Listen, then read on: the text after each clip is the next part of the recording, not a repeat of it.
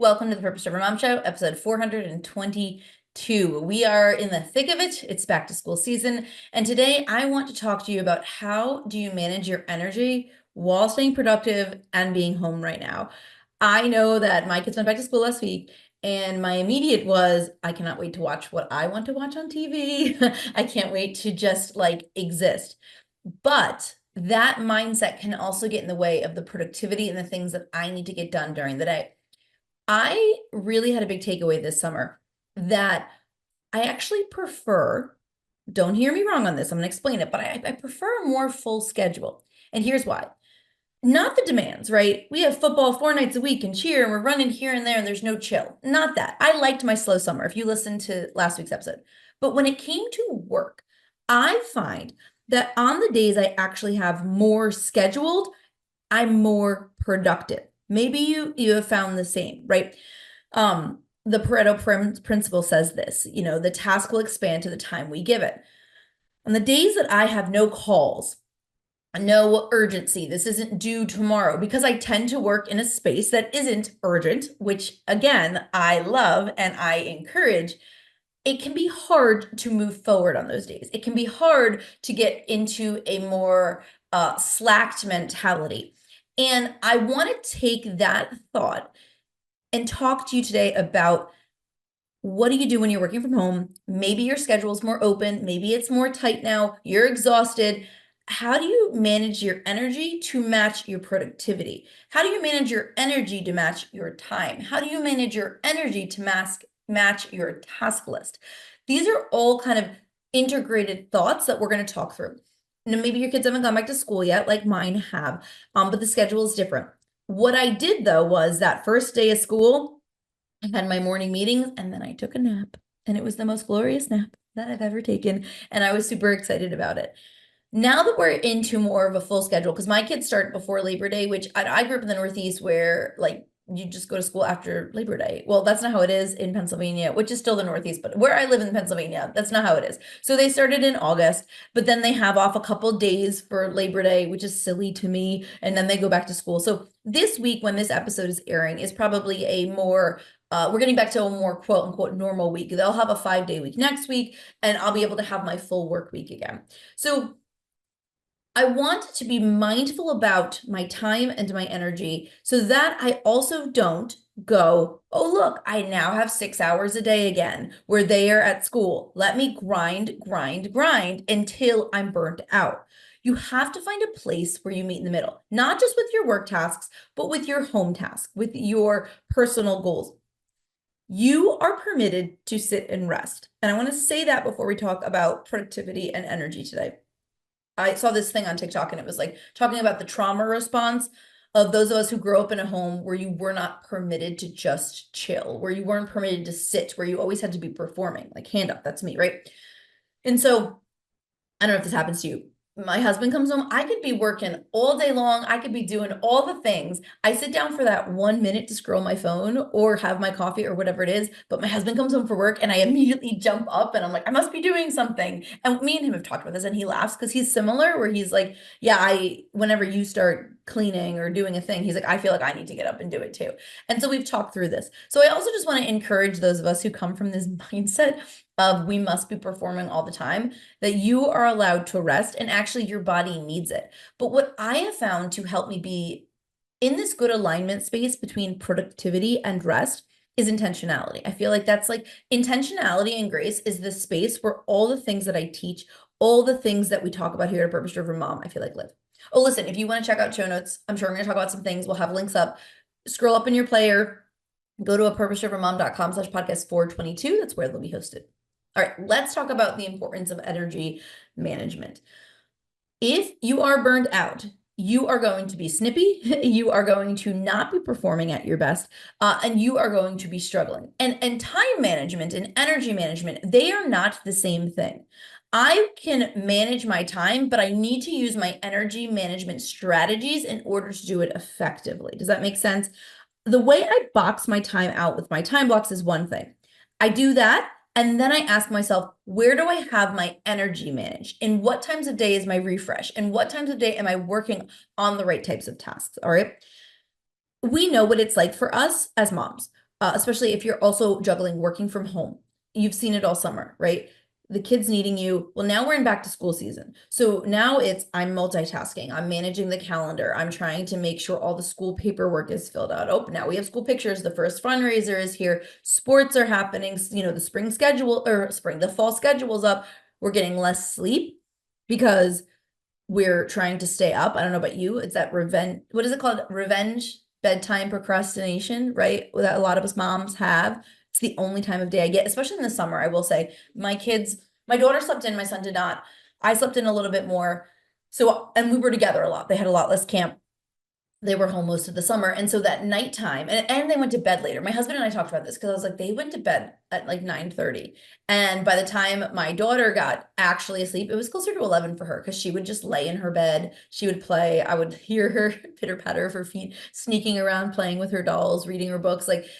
I wasn't getting to bed till much later. But now that school's here, I feel like, oh, this is the only time I have is at night. I want to make sure that I'm using it. And then just the general stress. I don't know about you, but I'm constantly like my brain is in this whirl. Also, again, high functioning anxiety over here. So I'm always thinking. My brain never stops. I don't ever sit down and my brain stops. It's like I sit down and then my brain is like, well, what are we worrying about?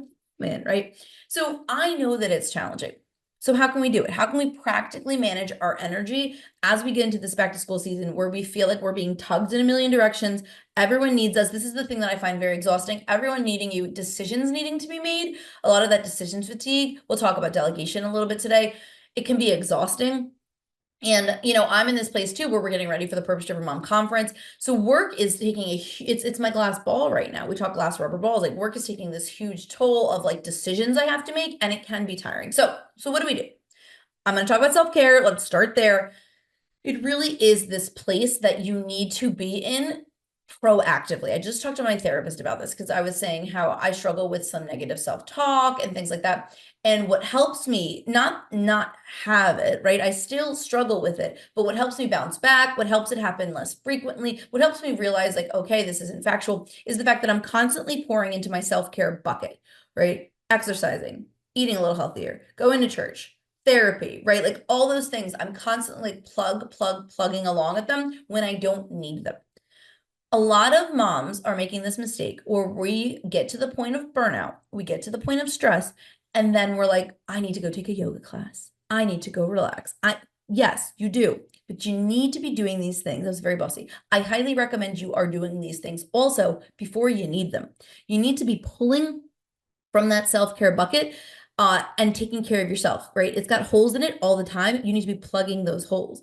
So what does that look like? I don't know. You tell me, right? For me, I know that if I am not like doing an exercise of some sort, like taking a walk, I like to lift weights. Like if I'm not moving my body every day, even if it's just like, let me go take a walk around the block, I'm super cranky. So that's a really big one for me. I try to get my workout in first thing in the morning because it really does set the rest of my day up to feel good. I've also found different foods I eat impact my mood. We know this. The sleep one is big, right? I think back to when my daughter was born and how us moms survived on such little sleep during those early baby years is mind-boggling to me. It is like so dangerous. And then we're driving cars and things and we're just so sleep deprived. So those of you who have babies right now, I applaud you, right? Because my kids are at the point where they sleep through the night, albeit they go to bed late, right? It's exhausting.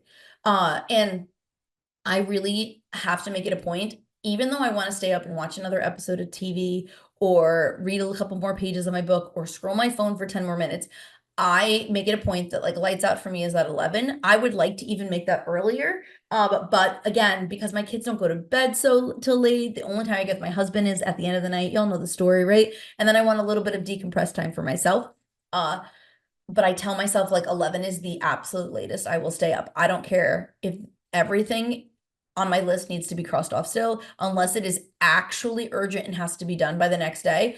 I'm not going to worry about it. I need to get my sleep because I do like to get up around 6 o'clock, between 5:30 and 6 to have my mornings. So think about it for yourself. What sorts of self-care things can you do to kickstart or close out your day that are going to make you feel rejuvenated at the end of the day? I know that scrolling TikTok does not rejuvenate me. If anything, it honestly makes me so much more anxious.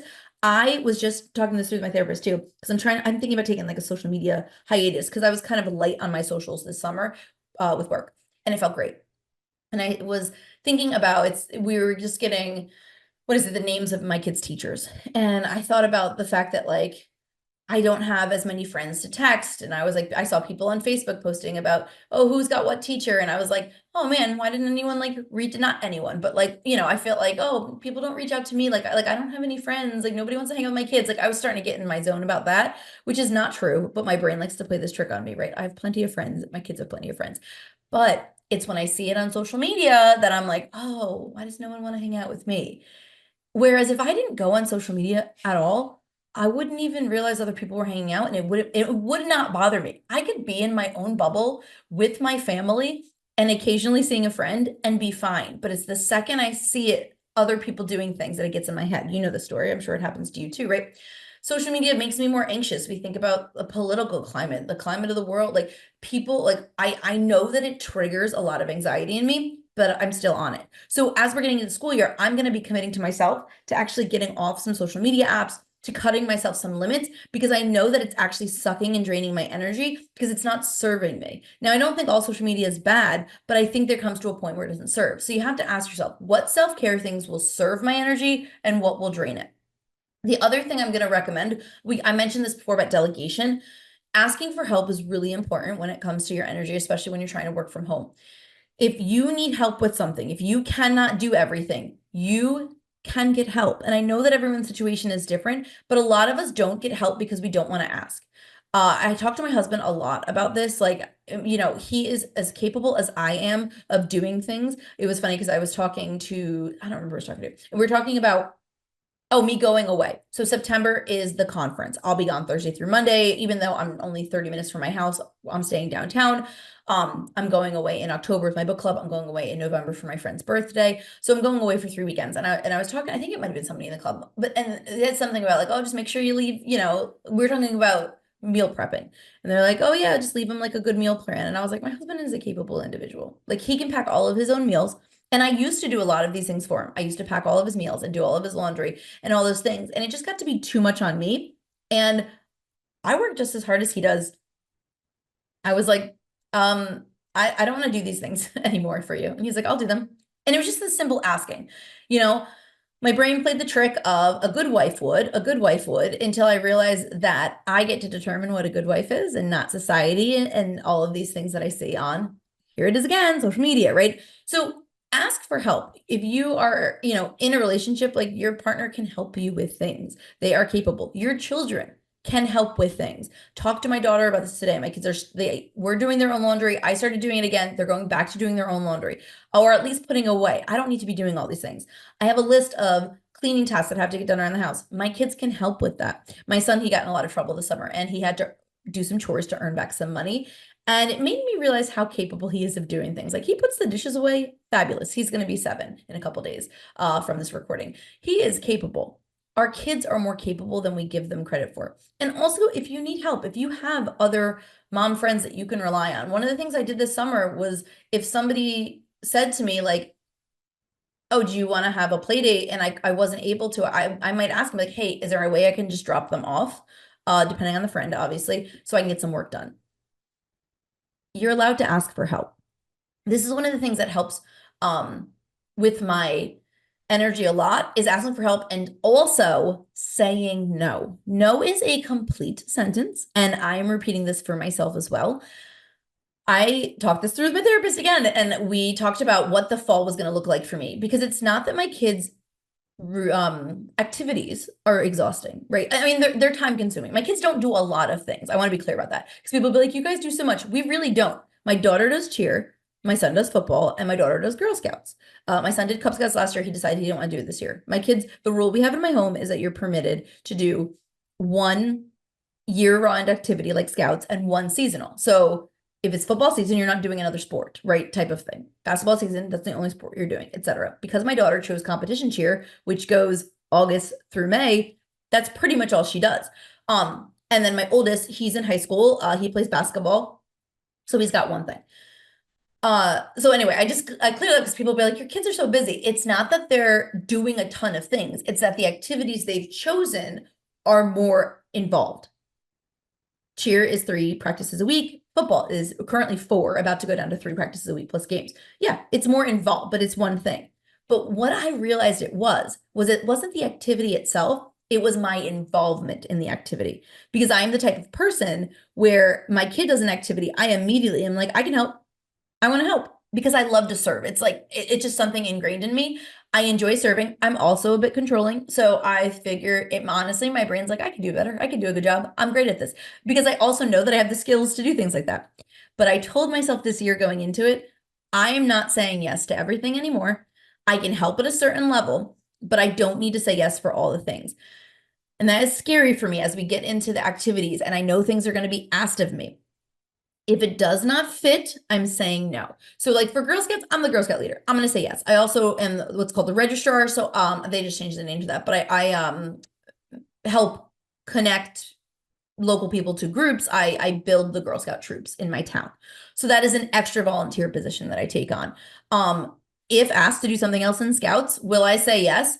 Probably not. I'm going in with the mindset of I am already taking something else on. Right. So I'm okay with saying no about other things. Cheer came up. There was a volunteer sheet. I'm going to volunteer for something, but I made a decision about what I wanted to volunteer for. I don't want to stay at every practice. And there was a volunteer position where you would stay at every practice to help out, kind of like a team parent. I don't want to do that. Now I do in my heart. I'm like, oh, that would be so much fun. I love to be involved. I like doing things with my kid, but I am not at capacity. So I had to kind of sit through and think about my energy, think about all of these things. And I was like, you know what? I can volunteer, but I can only do things that are like events. So I put my name down for the service committee, which is one of the things I was on last year. We do 2 service projects for the cheer gym a year. You manage those, that's it. They're kind of like one and done. So I want you to also think about as you go into the school year, what's your capacity? Because if you're constantly pulling from your energy dregs of like volunteering and saying yes to everything, it's not going to serve you with all the other things you have to do with work, with your home, with your personal goals. So I want you to ask yourself, does this serve my holistic life and not just this one piece?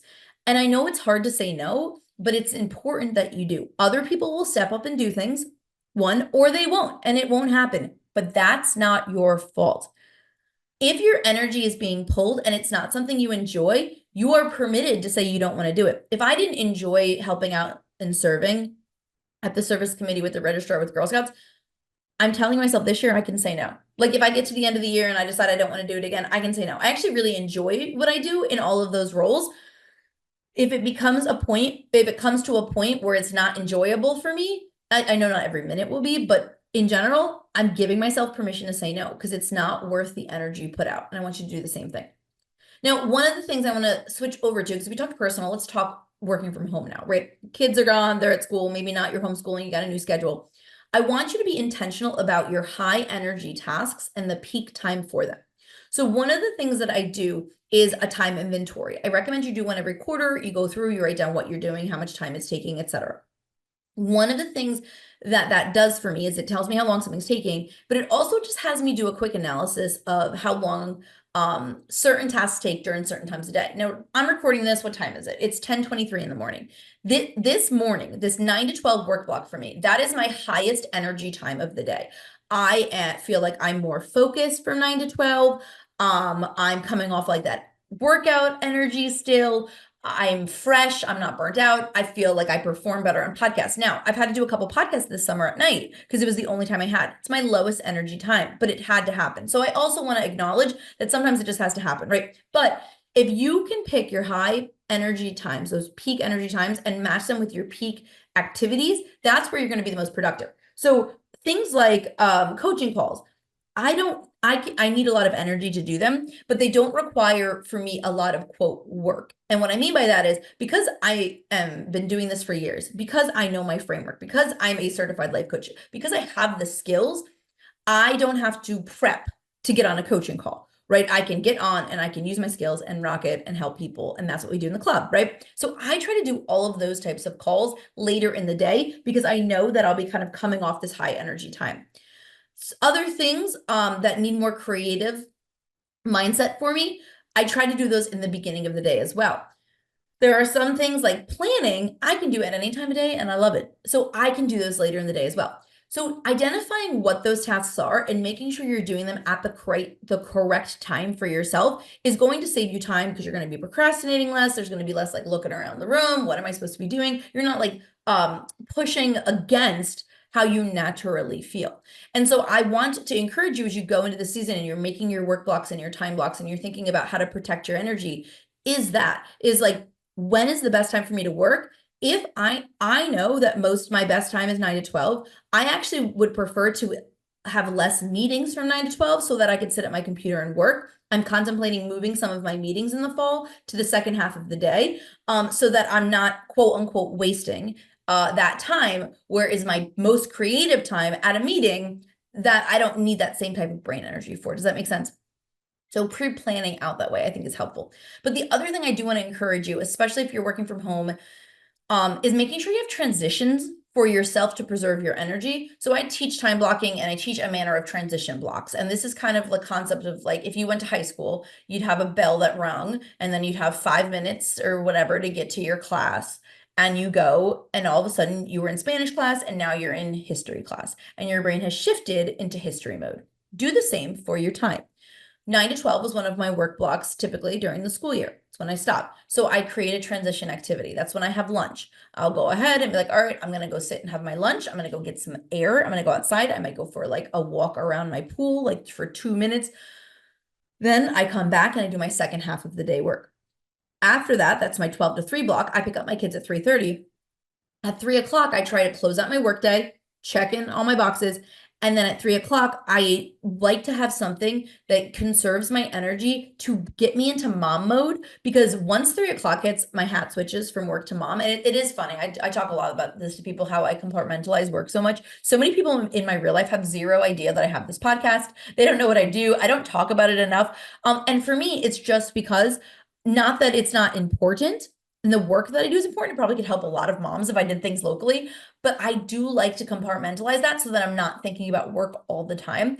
And then I go into mom mode. So what do? I will read, go for a walk, or again, like around the pool, get some fresh air, listen to a podcast, meditate, do some prayer, some journaling. This is the time where I like to transition because I want to then give my kids a refreshed version of me. So if you're coming home from work, say you work outside the home, and I talked to my husband about this because sometimes he'll come home and he was not transitioning well, right? He used to be a principal, now he works at a university, but he would have parents calling him on the car ride home. He had an hour commute. Like, he was just always in work mode. So as soon as he got home, he walked in the door and he's still in work mode, right? And his family needs him to be in family mode, right? And so we talked about this, and I said one of the things that could help is listening. Like, one, don't take calls on the way home, right? If you can help it. But listening to a podcast. Now he listens to a book. I've gotten him into my favorite fantasy author. So he listens to a book, he transitions. So when he walks in the door, we always joke, my husband's very much Dad's like Bandit from Bluey. So like, that is Bandit. He'll be like, and he's, if you guys watch Bluey, there's a scene, Bandit like talks about what he does. And so my husband, whenever he walks in a room, he's like, Dad walks in the building, or Dad walks in the room.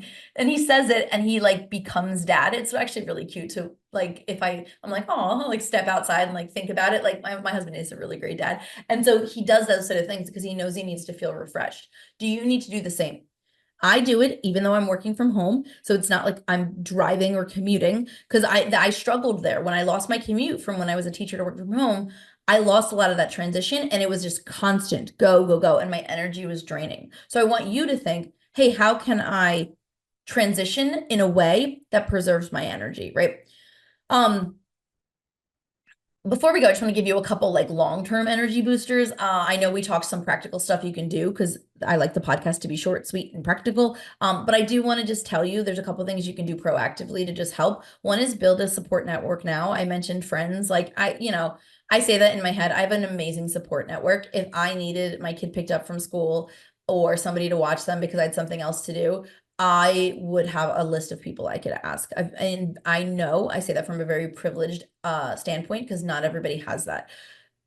I've been very intentional about building a support community. When my daughter joined kindergarten, we didn't know one person at the school. And that's why I signed up for Girl Scouts. And they called me and they said, well, we don't have a kindergarten troop, but you can start one if you want her with kindergartners. Otherwise, she'll be with first graders. And I made that decision to start the troop because I was like, I want to get to know people. And it is sometimes uncomfortable to go out there, like, at football, like I know one or two parents, but I know I need to start talking to more people. At cheer, I've been able to talk to some people. So now like football and cheer are on the same night at the same time. So if my husband can't get home in time, I need help getting my kid to a sport.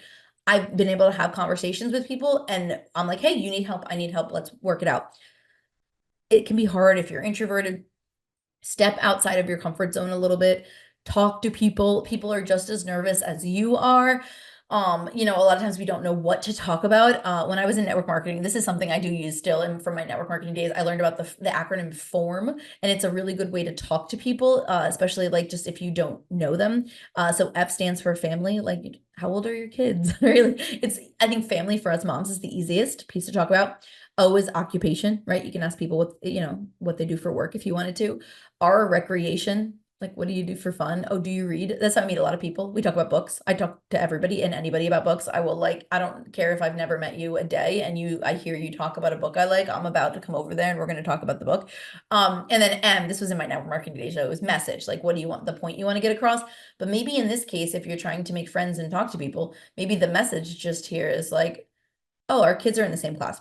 So I just mentioned earlier, we got all the school class assignments. I actually don't know a lot of parents from the kindergarten with my son. He's in first grade this year yet, because to be honest, all of our friends, like my daughter's friends, had younger siblings that were in the same grade. So it's been really easy to just be like, well, just hang out with the siblings. Well, now, like, I realized that I didn't make as much of an effort in kindergarten for my son that I did for my daughter to meet people because we kind of already had people. Now we're getting in first grade. At this moment, again, this is like 3 weeks before they go to school that I'm recording this. I don't know one kid in his class. I have no idea who's in his class. He probably will, but I don't know any of the parents. So, it reminded me that I wasn't as proactive as I could have been about making a support network, because I was like, oh, who could I reach out to see the teachers? And I was like, I don't really have anybody. Like, I reached out to the 3 people I knew, but that was it. I'm always the one who will just ask. So if my kid liked a kid and just talking about him and I meet them at pickup or something, I'll just be like, hey, can I get your number in case we ever go to the playground? I can text you. I just think it's important to do it. Everyone is just as nervous as you. So build a support network, and then also just work with that growth mindset. I know we talk about it all the time. That growth mindset says I am capable of change.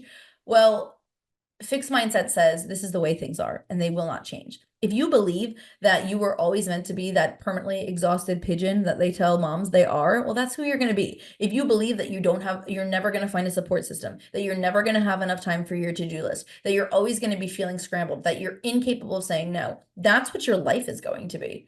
So working on this mindset of things may feel hard now, but it can be different. I can celebrate these small victories. Like, working on all those things really does help. I just had to end with that because I'm a mindset person, and it really does matter. There are days where things are hard and I'm like, oh, never gonna get it all done. But those days are so much less because I proactively work on it. I want you to go check out show notes. They're over to purposedrivenmom.com/podcast 422. As we go into the school year, conserve your energy in places you need. There's going to be all the forms coming home asking you to volunteer. Do it. I love volunteering. I think the world runs on volunteers in a lot of places, right? But only do it at a place that conserves your energy. And saying yes to the things that light you up is going to be important. Be proactive, be intentional. Find that sphere where intentionality and grace can mix. Have a wonderful rest of your day, and I'll chat with you soon.